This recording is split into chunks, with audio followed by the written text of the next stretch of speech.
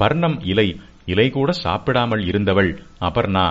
தவ உன் கர்ணே காதிடம் ஜபநயன பேசுவது போன்ற கண்கள் பைசுன்ய சகிதா தங்களைப் பற்றி கோள் சொல்கின்றன என்று பயமடைந்தவையான சபரிகா பெண் மீன்கள் அனிமேஷா கண் மூடாதவையாகி தோயே ஜலத்துக்குள் நிலீயந்தே முழுகிவிடுகின்றன என்பது நியதம் நிச்சயம். மீன் ஏன் எப்போதும் ஜலத்தின் மேல் மட்டத்தில் நீந்தாமல் உள்ளுக்குள்ளேயே நீந்திக் கொண்டிருக்கிறது? இதற்கு இங்கே ஆச்சாரியால் ஒரு காரணம் கல்பிக்கிறார். காதளவோடும் அம்பாளின் கண்களை மீன்கள் பார்த்தன.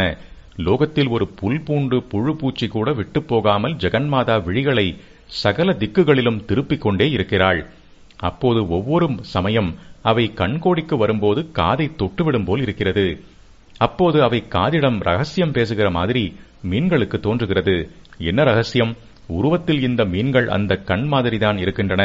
சமஸ்த லோகானுகிரகத்துக்காக அந்த கண்கள் ஓயாமல் சஞ்சலிப்பதை பார்த்து காப்பி அடிக்கிறது போலத்தான் இந்த மீன்களும் ஓயாமல் ஒழியாமல் ஜலத்திலே சஞ்சரித்துக் கொண்டே இருக்கின்றன. இதனால் மீன்களுக்கு பயம் பிடித்துக் கொண்டு விடுகிறது. அம்பாளுடைய கண்கள் அவளுடைய காதிடம் மீன்கள் என்னோடு போட்டி போடுகின்றன என்று ரகசியமாக கோள் சொல்கின்றனவோ என்று பயம். கண்களுடைய பெட்டிஷனை கேட்டு மகாபராசக்தி இந்த அல்ப ஜந்துக்களான மீன்களின் மேல் ஆக்ஷன் எடுக்க வந்துவிட்டால் இந்த பயத்தினால்தான் நீர்மட்டத்தின் மேல்பரப்பில் நீந்தாமல் அவை உள்ளுக்குள் மறைவாக மூழ்கி விடுகின்றன. தோற்றுப்போன துரியோதனன் மடுவுக்குள் போய் ஒளிந்து கொண்ட மாதிரி அம்பாளின் கண்ணழகுக்கு தோற்றுப்போன மீன்கள் ஜலத்தின் உள்மட்டத்துக்கு போய்விடுகின்றன. சபரிகா என்றால் பெண் மீன்கள் என்று அர்த்தம். பைசுன்ய என்றால் கோள் சொல்வது, கோழி மூட்டுவது என்கிறோமே அது. சகிதா என்றால் பயத்தில் நடுங்கிக் கொண்டு இருக்கிறவை என்று அர்த்தம். அம்பாளின் கண்ணோடு யுத்தம் செய்தால் வடிவழகு சஞ்சரிக்கும் சாமர்த்தியம் இரண்டிலுமே தோற்று போய் விடுவோம் என்றே மத்ஸ்யங்கள் ஜலத்துக்குள் அஜ்ஞாதவாசம் ஆகிவிடுகின்றன. மதுரை மீனாட்சி ஆலய பொற்றாமரை குளத்தில் மீனே இருப்பதில்லை. காரணம், அவளுடைய கண்ணழகில் வெட்கி அது இங்கே தலை காட்டுவதில்லை என்று ஒரு பிரசித்தி ஏற்பட்டிருக்கிறது. அம்பிகையின் நேத்திரங்களுக்கு மத்ஸ்யத்தை ஒப்புவமை சொல்லி அது ஒளிந்து கொண்டதாகவும் கூறுகிற இந்த சௌந்தர்யலகரி ஸ்லோகத்தில் ஆச்சாரியாள் மீனாட்சியைத்தான் சூசனையாக குறிப்பிடுகிறார். இரண்டாவது குறையும் தீர்ந்தது. அனிமேஷா கண்ணை கொட்டாமல் என்று ஸ்லோகத்தில் மீனை பற்றி சொல்லியிருக்கிறது. கண் கொட்டுகிற நாழிதான் நிமிஷம் என்பது. அம்பாளும் கண் கொட்டுவதில்லை என்று இதற்கு முன் ஸ்லோகத்தில்தான் இதே நிமேஷ பதப்பிரயோகம் பண்ணி சொல்லியிருக்கிறார். அவள் கண்மூடி திறப்பதிலேயே லோகத்தின் சிருஷ்டியும் அழிவும், திறந்தால் சிருஷ்டி, மூடினால் அழிவு, அப்படி அழியக்கூடாதே என்றே கண் கொட்டாமல் இருக்கிறாள் என்கிறார். தேவஜாதியில் எவரும் கண் கொட்டுவது இல்லை. அதற்கே அம்பாள் விஷயமாக இப்படி ரக்ஷண கருணையை காரணமாக கல்பித்திருக்கிறார். இன்னொரு காரணமும் தோன்றுகிறது. கண் கொட்டுகிற அந்த பிராக்ஷன் ஆஃப் செகண்டில், வினாடி துகளில் லோகத்து குழந்தைகள் எல்லாம் தன் கடாட்சாமிர்தம் கிட்டாமல் போய்விடுமே, அப்படி ஆகப்படாதே என்றுதான் அம்பாள் கண் கொட்டாமல் இருக்கிறாள் என்று. மீனையும் ஏன் அப்படி சொன்னார்? மீன் தூங்குவதில்லை என்று ட்ரெடிஷனல் பிலீஃப், மரபு வழி நம்பிக்கை. அதற்கே ஆச்சாரியாள் கண்ணின் கோழி பெட்டிஷன் காதில் விழுவதை கேட்டு அம்பாள் எங்கே தன்னோடு சண்டை போட ஜலத்தின் அடிமட்டத்திற்குள் வந்து விடுவாளோ என்றுதான் அங்கேயும் மீன் கண் கொட்டாமலே அலர்ட்டாக உஷாராக இருந்து கொண்டிருக்கிறது என்று காரணம் கல்பிக்கிறார். என்னையும் அருள் நீராட்டிவை அன்னையே. மீனாட்சியை நினைத்ததை அடுத்து இந்த ஸ்தோத்திரத்திலேயே ரொம்பவும் நெஞ்சை தொடுவதாக உள்ள ஸ்லோகங்களில் ஒன்று அம்பிகையின் கடாட்சத்தை மனமுருகி பிரார்த்திப்பதாக வருகிறது. ஸ்லோகம் 57. அம்பாளுடைய கண்களில் இருந்து பொங்குகிற கடாட்ச அமிர்தம் ஆச்சாரியர்களிடம் பூரணமாக பொலிந்து கொண்டிருந்த போது அவருடைய வாக்கில் இருந்து அமிர்தமாக பொங்கி வந்த ஸ்லோகம் இது. ஆனால் இதில் உன் கடாட்சம் என்னிடம் பொங்கி வந்து தங்கி இருக்கிறது என்காமல் மிகவும் தீனமாக அந்த கடைக்கண் தமக்கும் கூட கிட்டணும் என்றே வேண்டுகிறார். தமக்கு கிட்ட வேண்டும் என்று மட்டுமில்லை, தமக்கும் கூட கிட்ட வேண்டும் என்கிறார்.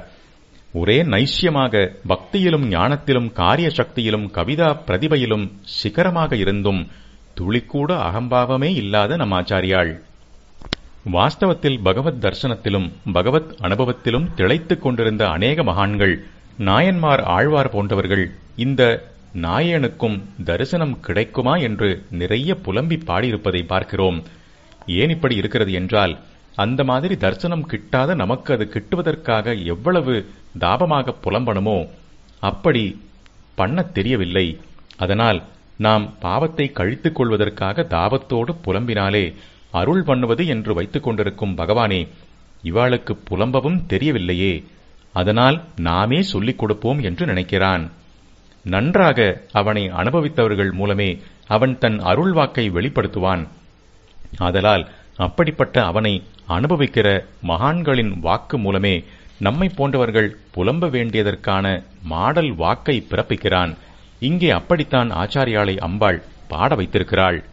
திருச்சா திராகியஸ்யா தரதளித நீலோத்பல ருச்சா தவீயாம்சம் தீனம் ஸ்னபய கிருபயா மாம் அபிசிவே அனேனாயம் தன்யோ பவதினச்சதே ஹானிரியதா வனேவா ஹர்மியேவா சமகர நிபாதோ ஹிமகரஹா.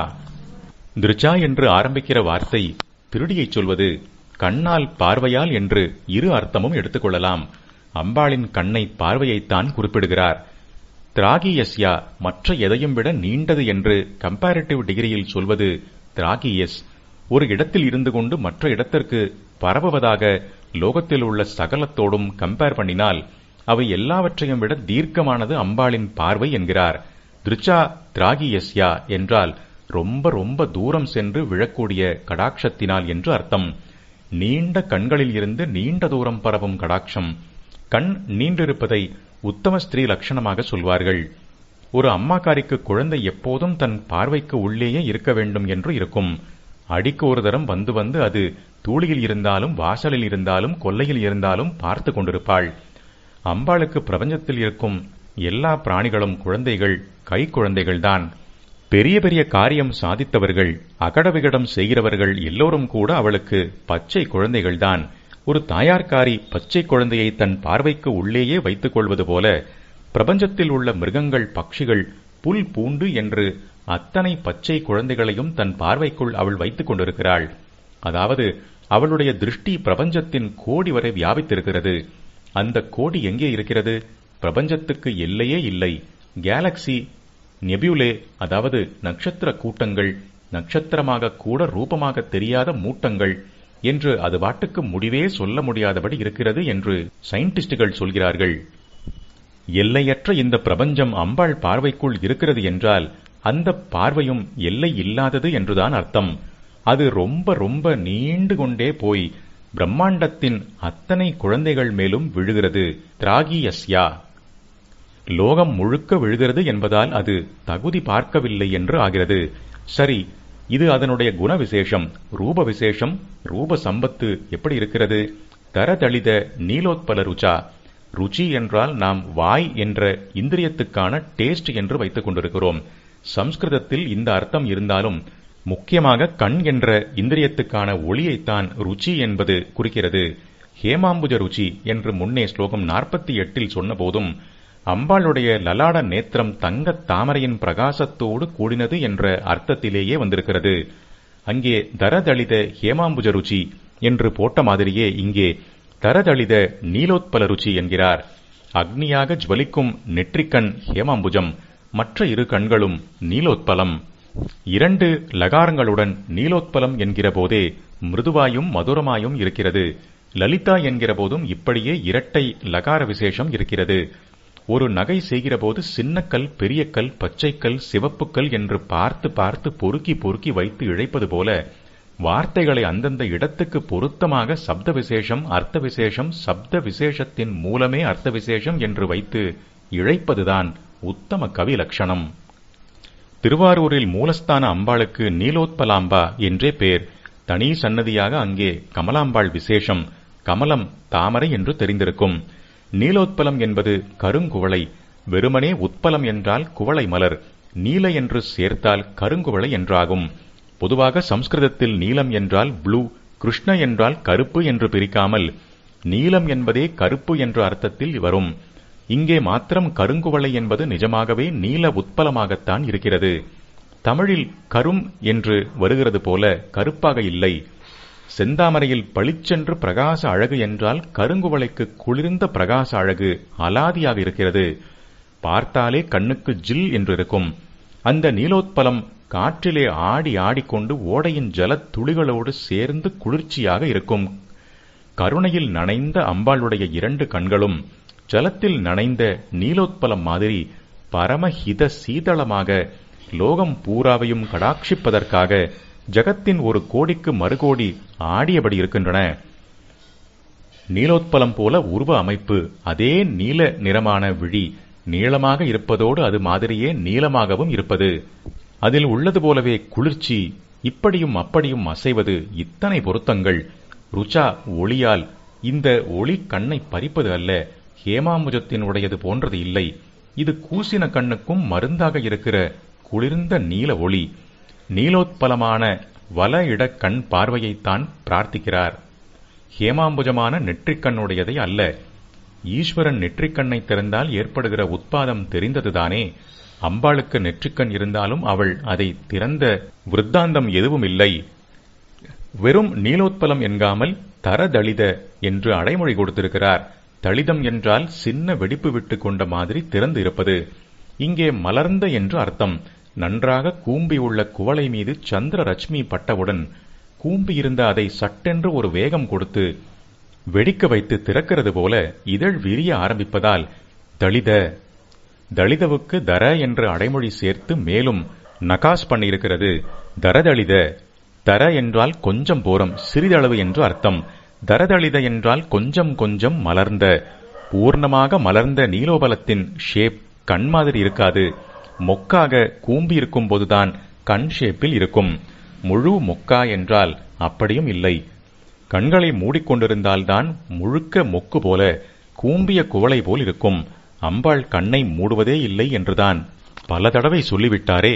அவள் லோகம் பூராவையும் சதாவும் கடாட்சிக்கிறாள் என்கிறபோது கண் எப்படி மூடியிருக்கும்? அப்படியானால் முழுக்க திறந்து முழித்து பார்ப்பதாக சொல்லலாமா? அதுவும் சரியாய் வராது. முழுக்க தெரிகிற மாதிரி பார்த்தால் அது கருணையாக இருக்காது. கோபத்திலேதான் முழு கண்ணையும் திறந்து முழிப்பது. கருணையிலே இமைகள் கொஞ்சம் மூடியும் கொஞ்சம் திறந்தும் உள்ளே இருக்கிற கண் தெரிந்தும் தெரியாமலும் இருக்க வேண்டும். சாந்தத்தில் அப்படியே மொழி உள்ளே சொருகிக் கொண்டு இழையத்தனைத்தான் வெளியில் தெரியும், அல்லது பூராவாக மூடிக்கொண்டிருக்கும். கருணையில் பாதி திறந்து பாதி மூடிக்கொண்டிருக்கும். அம்பாள் பரம கருணையாக திருஷ்டியை செலுத்தும் போது இப்படி கொஞ்சம் மலர்ந்து கொஞ்சம் மலராத நீலோத்பலமாக அவள் கண் இருப்பதைத்தான் தரதளித நீலோத்பல ருச்சா என்கிறார். இந்த நிலையில்தான் புஷ்பத்துக்கு சூக்ஷ்ம அழகு ஜாஸ்தி. உள்ளே என்னமோ இருக்கு, அதை காட்ட மாட்டேன், காட்டாமலும் அடியோடு விட்டுவிட மாட்டேன், பாதி காட்டியே இன்னும் என்ன இருக்கோன்னு ஆர்வப்பட பண்ணுவேன் என்று புஷ்பம் இருக்கிற சுவாரஸ்யமான புதிரான நிலையது. ஒரு கவிதையிலும் கவி இப்படித்தானே கொஞ்சம் சொல்லி கொஞ்சம் சொல்லாமல் விட்டு ரசம் உண்டாக்குகிறான். நீலோத்பல தளங்களை பார்த்தால் அது உள்ளே ஆரம்பிக்கிற இடத்துக்கு போக போக நீலம் குறைந்து வெள்ளையாக தெரியும். நல்ல செந்தாமரையில் கூட தளந்தளமாக விழுந்திருப்பதை எடுத்து பார்த்தால் ஒரு பாதிக்கு கீழ் வெளிப்பாக ஆரம்பித்து அடியில் சிவப்பே இல்லாமல் தான் இருக்கின்றது என்று தெரியும்.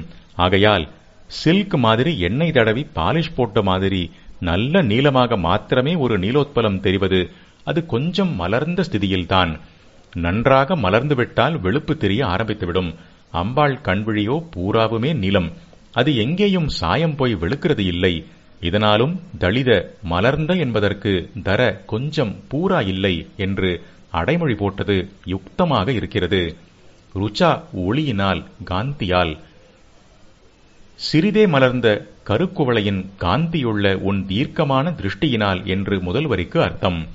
தீர்க்க திருஷ்டி, தீர்க்க தரிசனம் என்று நாம் சொல்லும்போது டயத்தில் ரொம்ப தூரம் போய் இறந்த காலம் வருங்காலம் எல்லாம் அறிவதை குறிப்பிடுகிறோம்.